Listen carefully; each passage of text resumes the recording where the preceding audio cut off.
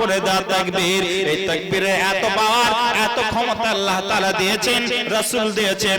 এই তাকবীর যখন দিয়ে দিল, আল্লাহু আকবার বলে যখন দাঁড়িয়ে গেল, গোটা পৃথিবীর সব কিছু তার জন্য হারাম হয়ে গেল।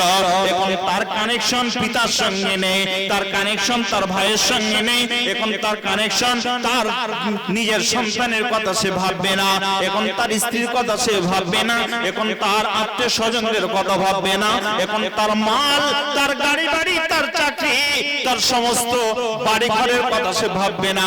এখন ভাববে কার কথা? না আল্লাহর কথা ভাববে, জাহান্নামের কথা ভাববে। সে এখন কানেক্ট করে নিয়েছে আল্লাহর সাথে, রাসূলের পদ্ধতিতে। অতএব মুসলমান, তুমি যদি পৃথিবীতে শান্তি চাও, তাহলে আল্লাহ রাব্বুল আলামিন বলেছেন, আল্লাহ রাব্বুল আলামিন বলেছেন, তোমরা ওয়াস্তাঈনু বিস-সাবরি ওয়াস-সালাহ, নামাজ পড়ো, নামাজের মাধ্যমে চেয়ে নাও। এইজন্য আল্লাহ রাব্বুল আলামিনের নবীকে পৃথিবীতে একটা বড় নিয়ামত আল্লাহ তাআলা দিয়েছিলেন, যেটা ইতিপূর্বে কোন নবীকে দেওয়া হয়নি, যেটা শেষ নবী, নবী মুহাম্মদ রাসূলুল্লাহ সাল্লাল্লাহু আলাইহি ওয়াসাল্লামকে দেওয়া হয়েছে। ওই জিনিসটার নাম হলো সূরাতুল ফাতিহা। বলি পালারে পালা, জলদি পালা, নইলে তোদের গলে ঝুলবে তালা। হক আসছে, বাতিল তো বইছে, হক আসছে, বাতিল তো বইছে, ছিনিয়ে নেব মারা জয়ের মালা। পালারে পালা, জলদি পালা, নইলে তোদের গলে ঝুলবে। বলি পালারে পালা, জলদি পালা, নইলে তোদের গলে ঝুলবে তালা। হক আসছে, বাতিল তো বইছে, হক আসছে, বাতিল তো বইছে, ছিনিয়ে নেব মারা জয়ের মালা। পালারে পালা, জলদি পালা, নইলে তোদের গলে ঝুলবে তালা, ঝুলবে তালা। পানি নিয়ে আসেন ভাই, একটু পানির দরকার আমার। কমিটির ছেলেরা কেউ নেই নাকি? আচ্ছা আচ্ছা, জাযাকাল্লাহ। একবার জোরে তাকবীর দিয়ে বলি নারে তাকবীর, আর জোরে নারে তাকবীর। এই যে পিছনে আমার সামনাসামনি যে মানুষগুলো আছেন, এই মানুষগুলোকে বলছি, আপনারা প্রথম তাকবীর দেবেন। প্রথম তাকবীর আপনাদের হবে, রাজি আছেন? কথা বলেন, রাজি আছেন তো ইনশাআল্লাহ? প্রথম তাকবীর আপনারা দেবেন, আমার সোজাসুজি আছেন। দ্বিতীয় তাকবীর ডান সাইডটা হবে, আগে আপনারা দেন।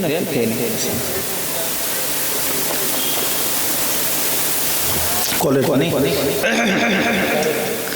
আচ্ছা আচ্ছা আচ্ছা, তৈরি আছেন তো?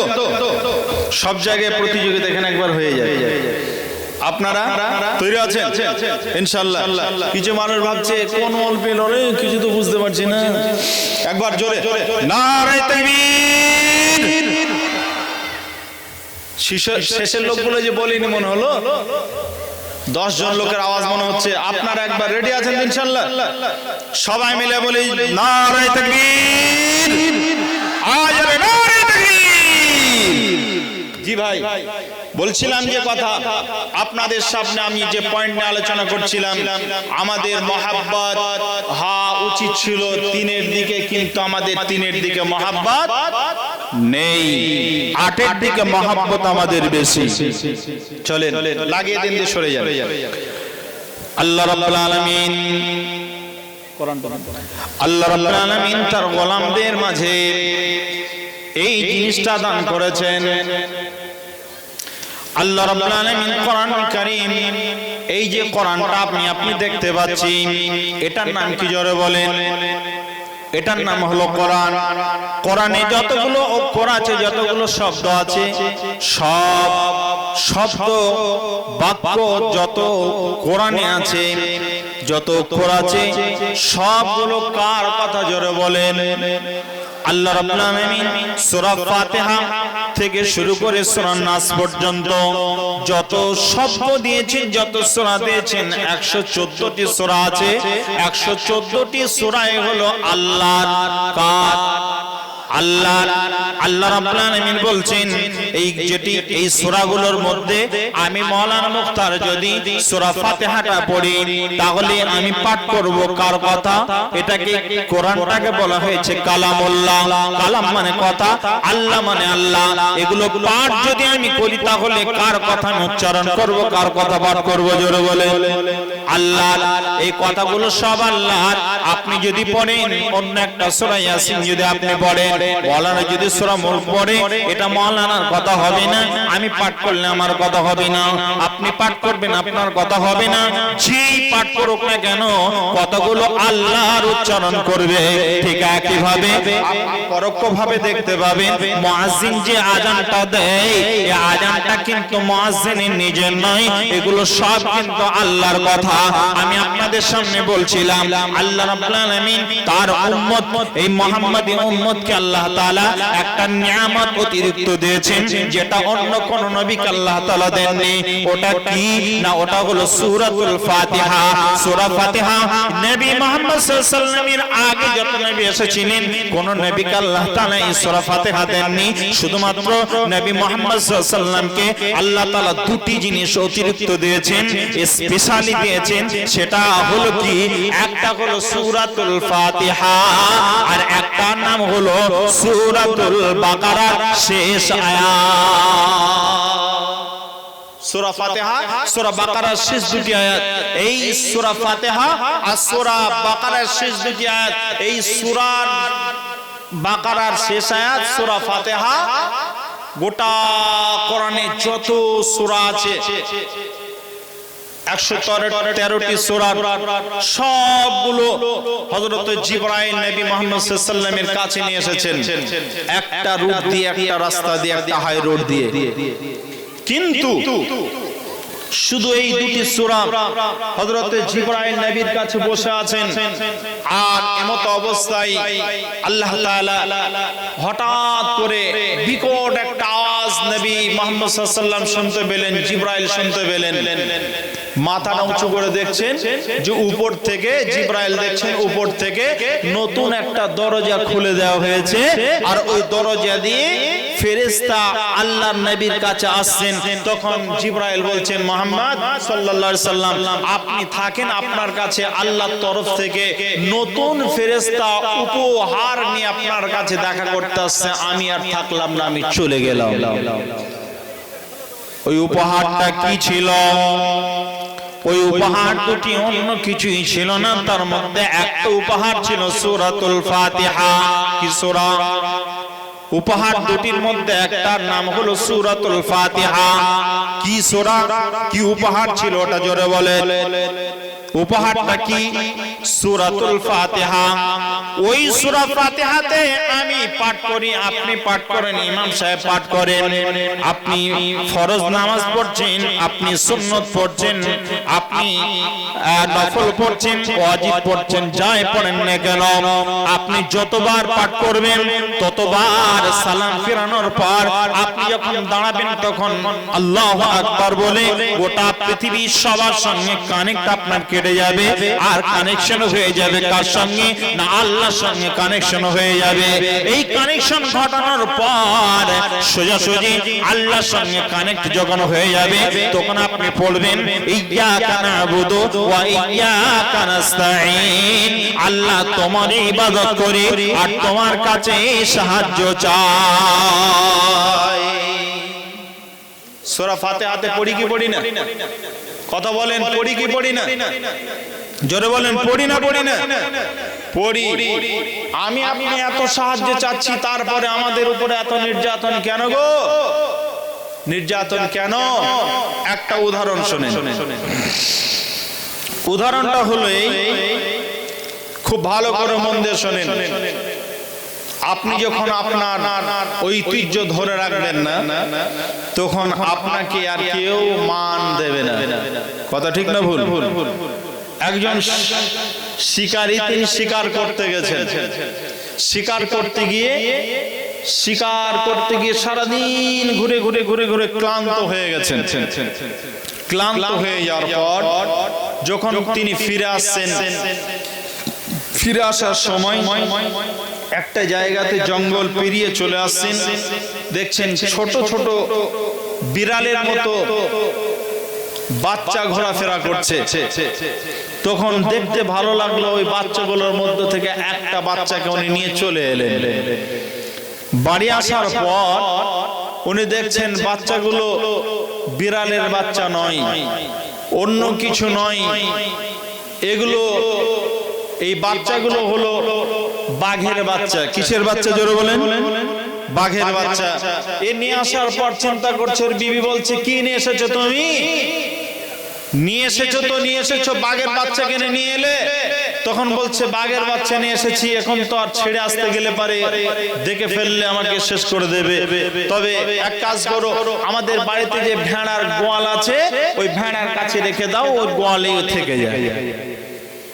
ভেড়ার গোয়ালে থাকতে দিল। থাকতে থাকতে থাকতে থাকতে ভেড়ার সঙ্গে সে গোঁতা খায়। ভেড়া যেমন ভ্যা করে সেও ভ্যা করে। ভেড়ার আওয়াজে ভেড়ার বৈশিষ্ট্য তার মধ্যে ঢুকে গেল। ভেড়ার যে বৈশিষ্ট্য ওই বৈশিষ্ট্য সে নিয়ে নিল। সে এখন ভেড়ার দলে থাকতে থাকতে নিজেও ভেড়া হয়ে গেছে। একদিন ওই লোকটা তার ভেড়াগুলো নিয়ে সে জঙ্গলে চলে গেছে। জঙ্গলের ধারে একটা চাটিয়াল ময়দানে ভেড়াগুলোকে চড়াচ্ছে। চড়াচ্ছে তো চড়াচ্ছে, যেই দিকে জঙ্গল তার বিপরীত দিকে লোকটা বসে আছে। হঠাৎ করে একটা জঙ্গল থেকে বাঘ আস্তে আস্তে আস্তে আস্তে এসে দেখছে অনেক সামনে তার খাবার, অনেক ভেড়া। এই দেখেছে, এবার ভাবছে যে ভেড়া ধরবো তো ধরবো, যেটা সবচাইতে বড় ওটাকে আমি ধরে খাবো। কি ভাবছে? যেটা সবচাইতে বড় ধরবো তো বড়টাকেই ধরবো, এই চিন্তা ভাবনা করছে। আর সে এবার প্রস্তুতি নিচ্ছে। হঠাৎ করে হাও করে যখন ওই ভেড়ার দলে যখন লাফ দিয়ে পড়েছে, তখন সবাই হ্যাঁ করে সব পালিয়ে গেছে। জঙ্গল ওই ময়দান ছেড়ে সব এদিক ওদিক ছুটে পালিয়ে গেছে। আর ধরবি তো ধর, যেটাকে টার্গেট করেছিল বড়টাকে চেপে ধরেছে। ভালো করে শোনেন, বড়টাকে চেপে ধরেছে। বড়টাকে চেপে ধরার পর এবার ও ভাবছে বড়টাকে যখন পেয়ে গেছি তখন আর ছাড়ছি না। বড়টাকে যখন ধরেছে, ধরার পর ছেলেটার মাকে খুঁজে পাই না, একটু বলে। সুবহানাল্লাহ। রুকুমউদ্দিনের ছেলে, মেয়ে, ওর মা বাবা নেই বাড়িতে, আর ওর মাকে এটা রুকুমউদ্দিনের ছেলে মেয়ে। মাকে খুঁজে পাওয়া যাচ্ছে না, এত ভিড় হলে পাওয়া যায়। কেঁদো না বাবা, আমি আছি, তোমার বাবা নিয়ে যাবো। খুব বড় অভাব, তিনটে ছিল, একটা আল্লাহ নিয়ে নিয়েছে, মাত্র দুটো আছে। আমি খুঁজছি এরকম পাওয়া যায় কিনা।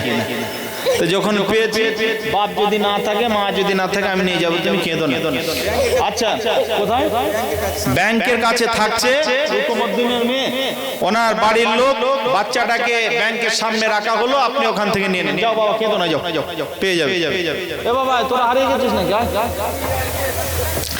বলছিলাম কি কথা, তা ভেড়াটা যখন ওই বাঘটা যখন ধরেছে, তখন ভেড়া ভেবে ধরে ভাবছে তো ভেড়া নয়, আমার গায়ে যেমন চাকা চাকা দাগ, এর গায়ে চাকা চাকা দাগ, আমার মুখে যেমন বড় বড় লোম, এর মুখে বড় বড় লোম, আমার হাতে যেমন বড় থাবা, এর হাতেও বড় থাবা। তখন ভাবছে এটা হলো কি? ধরলাম তো ধরলাম, আমার তো সহজাতি মনে হচ্ছে। তখন চেক করার জন্য বলছে, ও বলছে তখন দেখে মনে হচ্ছে আমার মতো, বৈশিষ্ট্য তো মিলছে না। গায়ের রং এক, টুপি দাড়ি পাগড়িতে এক, হাঁটা চলাতে এক, কিন্তু আসল ভিতরটা তো আওয়াজ আলাদা মনে হচ্ছে। তখন বারবার চেষ্টা করছে। তখন এ যখন হাও করে চিৎকার দিচ্ছে, ও তখন ভ্যাঁ করে চিৎকার দিচ্ছে। এই করতে করতে আবেগে আর থাকতে না পেরে, রাগে থাকতে না পেরে, ও এ তখন বলছে ধরলাম তো মনে হচ্ছে যেন আমার শাহজাদি চল একটু ফাঁকা জায়গায় ধরে নিয়ে গিয়ে একটা পানির ধারে নিয়ে গিয়ে বলছে দেখ আমার কাছেও যা আছে তোর কাছেও তাই আছে, আমার যেমন থাবা আছে তোরও থাবা আছে, আমার যেমন গায়ে চাকা চাকা ডোরা ডোরা দাগ আছে তোর গায়েও দাগ আছে, আমার যেমন মুখে লোম আছে তোরও লোম আছে, তাহলে আমার মতো চিৎকার করে দেখা। তখন এ বারবার চেষ্টা করছো, তখন বারবার ভ্যা ভ্যা করছে। শেষে মাথা ঠুকে বলছে হায় কপাল, যদি আজকে আমি একবার হুঙ্কার দিয়েছি 150 ভেড়া সব ঘর চলে গেছে, আমার বৈশিষ্ট্য যদি তোর মাঝে থাকতো তাহলে তুই ভেড়ার দলে থাকতে পারতিস না, তুই ভেড়ার দলে থাকতে পারতিস না, ভেড়া তোর ভয়ে পালিয়ে যেত, ভেড়া তোকে গোঁতা দিত না। ও মুসলমান, আমাদের আওয়াজ ছিল বাঘের মতো। একজন ওমরে ফারুক রাদিয়াল্লাহু তাআলা আনহুকে বিশ্বনবী কেঁদে কেঁদে বলছেন ওমর রে,